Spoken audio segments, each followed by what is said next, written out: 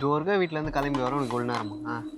சாரிடா கொஞ்சம் லேட் ஆயிடுச்சு. என்ன ட்ரெஸ் இது? இந்த ட்ரெஸ்ஸுக்கு என்னடா குறை? எவன் எப்படி பார்ப்பான்னு எனக்கு தான் தெரியும். நீ கிளம்பு. நீ செவ்வாய்க்கிழமல? ஏய் ஆமாண்டா, கோயிலுக்கு போலாமா? என் நொட்டாங்க நீ என்ன நாள்? என்ன நாள்? ஃபோன் செக்கிங் டே. குடு ஃபோனு. ஏய் அதெல்லாம் வேணாம். ஏய் குடு, நடிக்காத குடு.